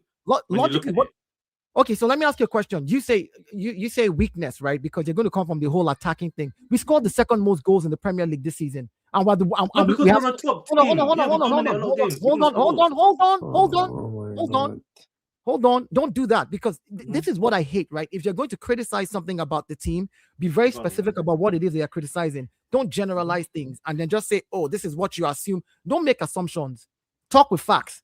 This team needs to just be more clinical in attack. If that means changing players, finish. Because we create a lot of chances, but we don't put away a lot of chances. The problem we had this season, again, if you look at it, is we'll create an opportunity and there's nobody finishing it. We were not utilizing Gyökeres very well this season. We need to utilize him more. And on top of all these weaknesses in our attack, we still scored the second most goals, which means if we can tweak those things, change a couple of players, yes, I agree with you, it's going to get better. But to sit here and make it sound like this is such a shitty attack that it is so crap, like, and then when you hear like, oh, copy individual players, what's it called? The way individual players behave. You assume that they're just talking about final third action only. That's an assumption. But quality for quality, that's what I'm saying. Like, if you look at our players now, even at the time when Giroud was at Arsenal, most Arsenal fans did not like him. If you put Giroud today in our team, he would look like it looks like a demon. If you look at the likes of the Van Persies of the past, the Adebayors, the Eduardos, these attacking players that we had, and just quality-wise. How many are available? How many are available in the market? This is what I keep asking Arsenal fans. Okay, so now it's a different conversation. Hold on. Hold on. You keep talking about these type of, like, people. I hear people talk about you need an attacker like Haaland. How many Haalands are available in the world right now? It's not Bilal's job. No, Bilal. No, hold up. It's not Bilal's job. It's not Olo's job. It's not your job. That's not your job. I get it. Manchester City and Inter went to South America, scouted Lautaro Martinez and Julian Alvarez. It's not your job. You aren't getting paid. You've been Arsenal scout. That's not your job, Dio. Arsenal. There are people that get paid thousands of dollars. There are people that get thousands of dollars to go and scout the market. I'm asking about the players currently in Europe now. Which one are you? We don't know. We have to watch. Okay, great. I'm gonna ask you. I'm gonna ask you. Sorry, Olo. Look at Bournemouth.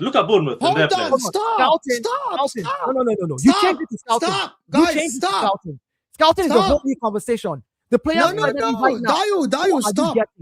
How many Bundesliga games you watched this season? How many Bundesliga games did I watch? Maybe about 10 or 11. So how do you expect us to know who's good in the Bundesliga when we watch 10 games? But we watch. Hold on. We watch Champions League where all the top teams. Hold on, this is what I'm talking about. No.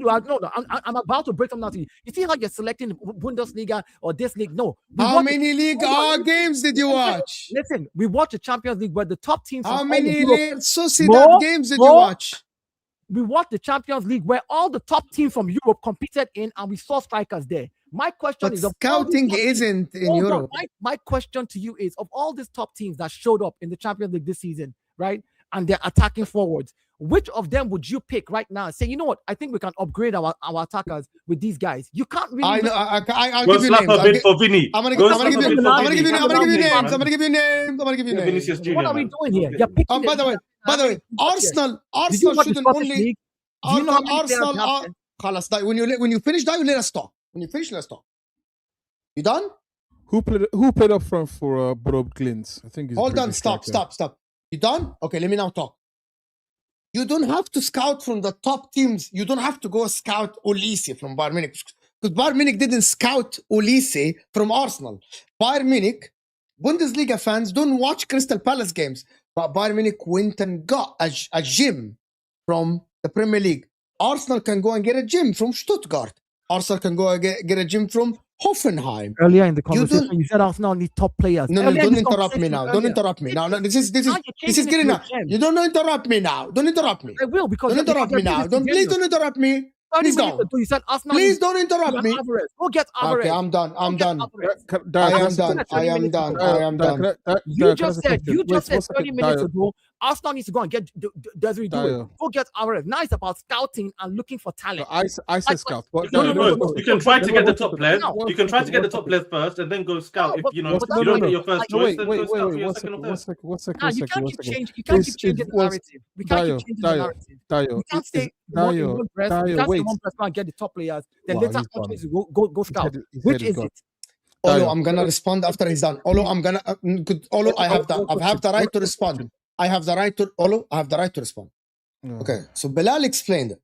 You try for the best. You try to poach a Julian Alvarez. You try to get a Desiree Doué. But if they don't work, it doesn't mean you stick to the players you have.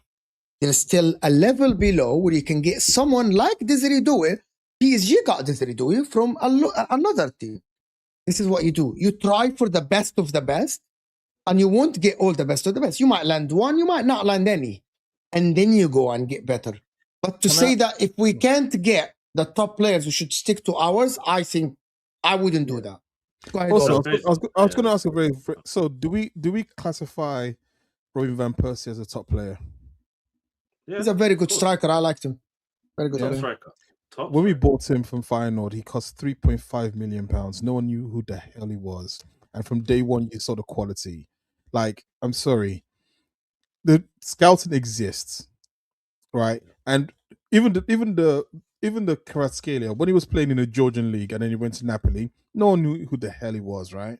And he still went to Napoli and he balled out, and he went to obviously PSG. Same thing happened with I didn't know where Doué came from. I know they signed him. I don't like Barcola, so that's a different case. Exactly. So like there are the problem is this, right? As football fans, once we start talking about one specific player, everyone sort of hones in on that player and they go, we should sign this. Like Krupi now is the new flavor of the month. Everyone's talking about Krupi this, Krupi that, right? 3 months ago, no one would have been talking about Krupi.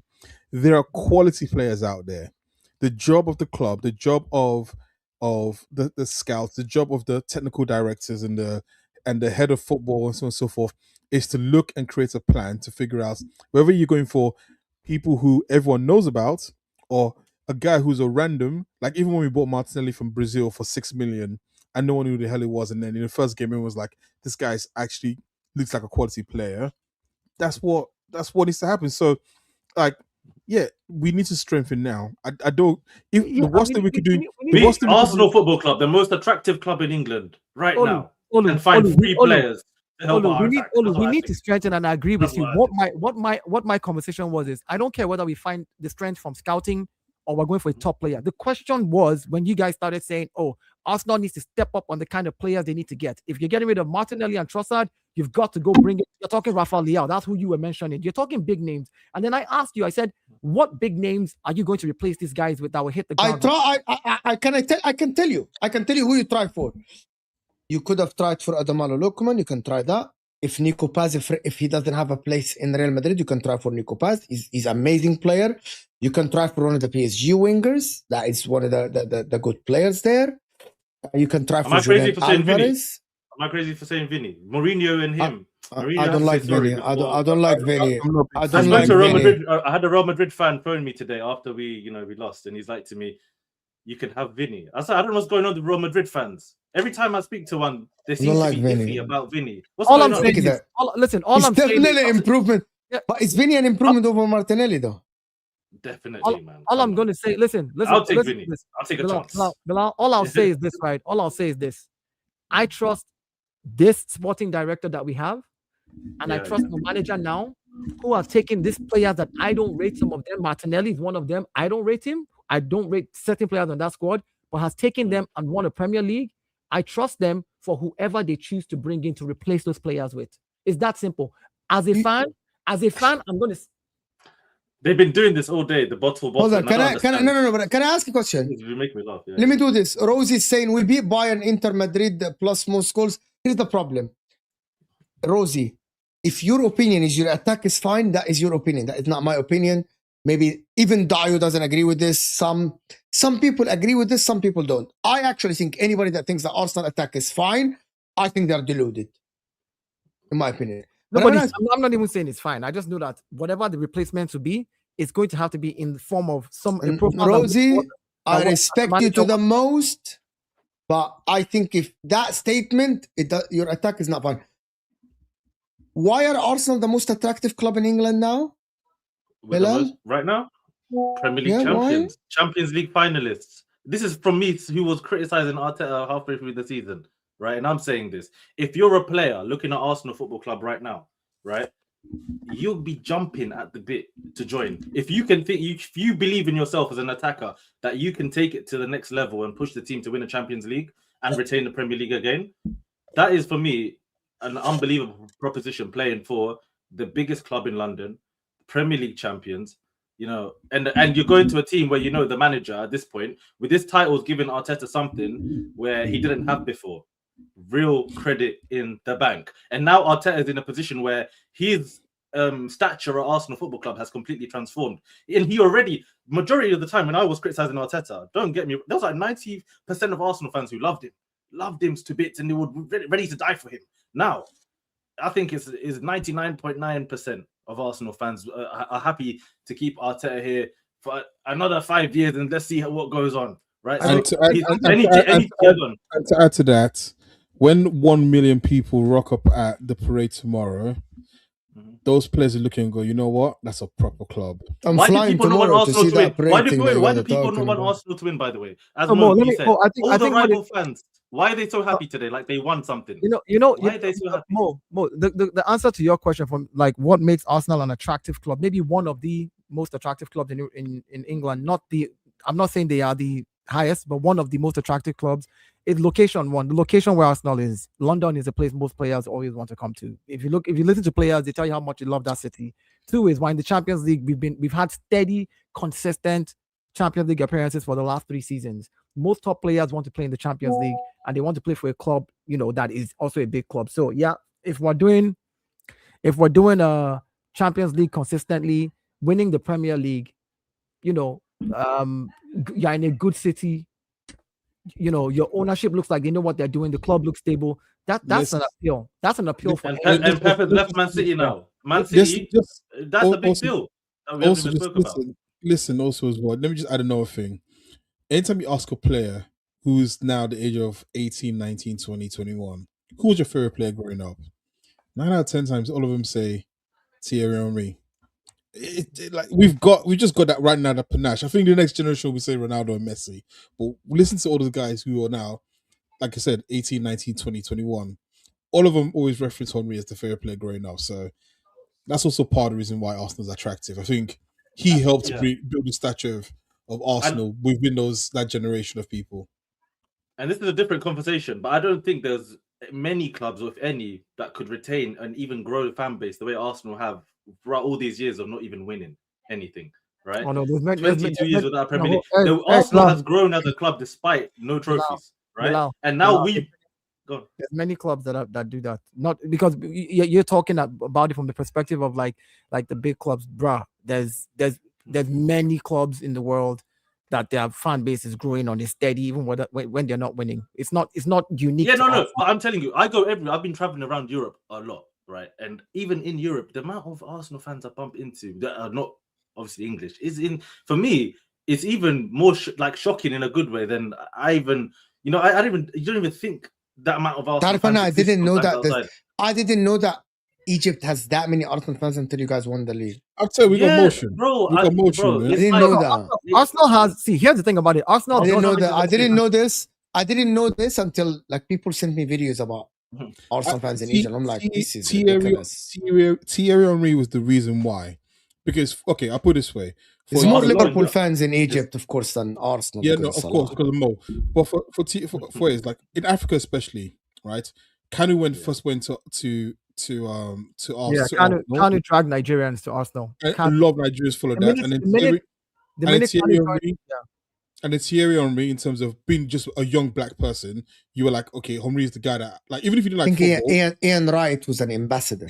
Ian Wright was more in England. Thierry Henry was the first one globally who people looked at and went, despite if you support Arsenal or not, you just love that guy. So I think a lot of people, I always say this, for Arsenal fans who were young, who hadn't seen the league title, I felt bad for them and I thought they should blame Henry and Wenger because they got suckered into a life that they weren't ready for. They got But I think weirdly enough, that's added to it. Imagine someone that became a Man United fan in like 2011. Oh, but it's crazy. It's crazy you mentioned Wenger. I was listening to a Wenger speech yesterday where he gave a speech at some dinner thing, and he was talking about the time when Arsenal got the Emirates Stadium and how he went from focusing on the football to literally the business. Like we had to be paying $22 million a year on the loan, £20 million a year on the loan.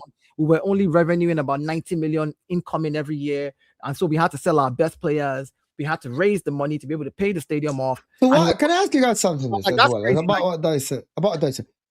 Why do you think Arsenal are more attractive than Man City now? Even though Man City are stable. Because nobody wants to go and play in front of AI fans, man. That's the reason why, man.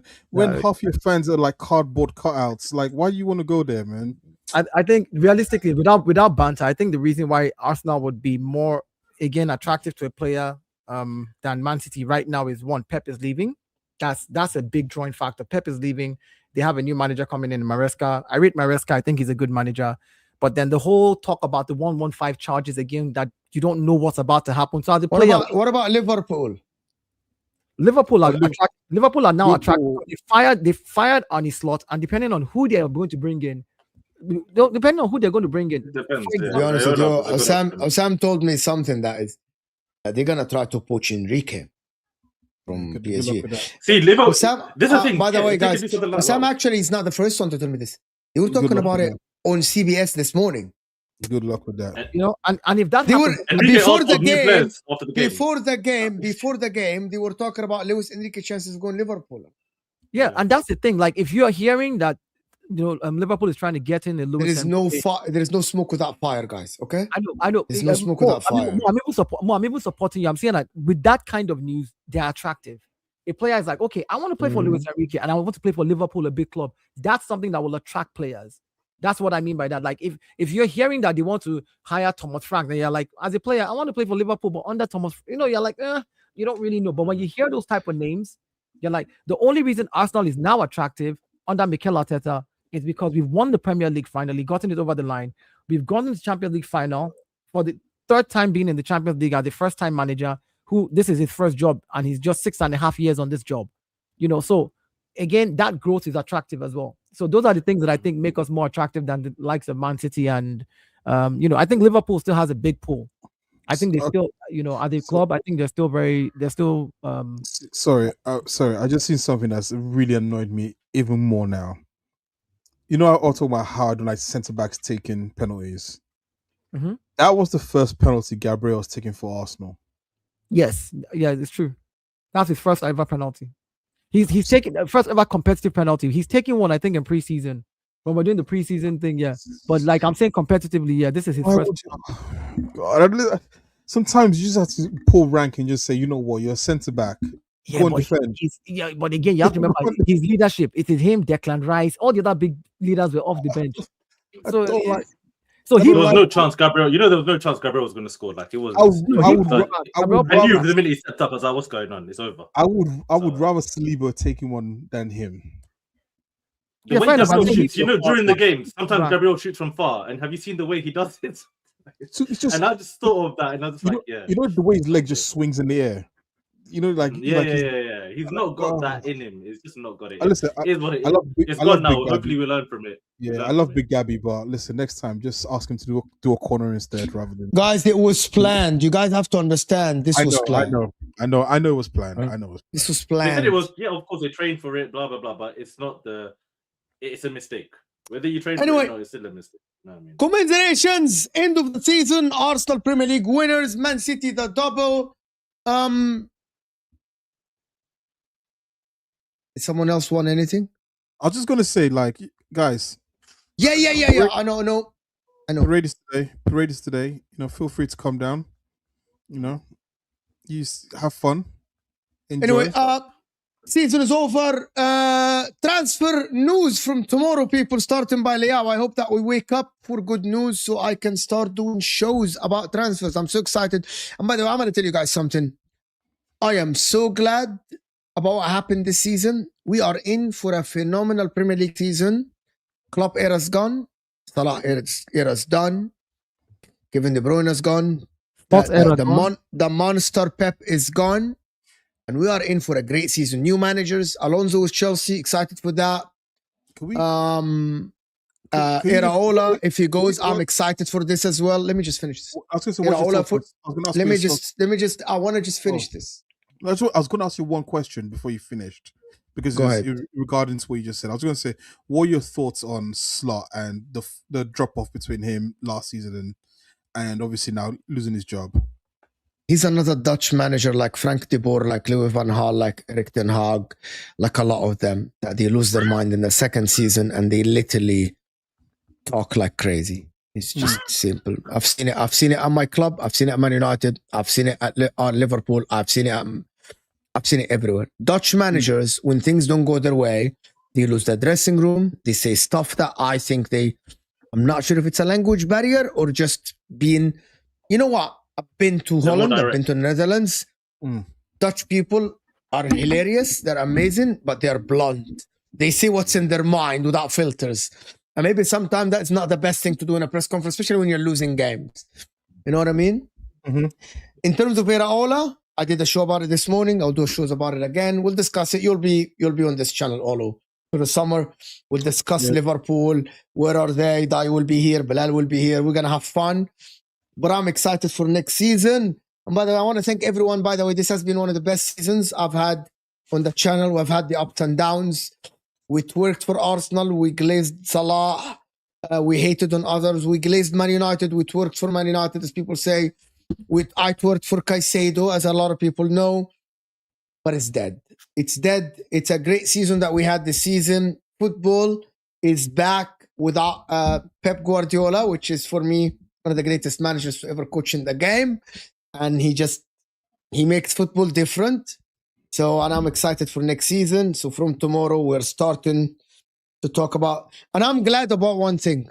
There is not going to be fucking Arteta. Are you Arteta in or Arteta out this summer? That question is out. Yeah, finish. Is out, people. Starting all next Arteta season. now, even me. Listen, every stream next season, this is how I'm going to enter the stream.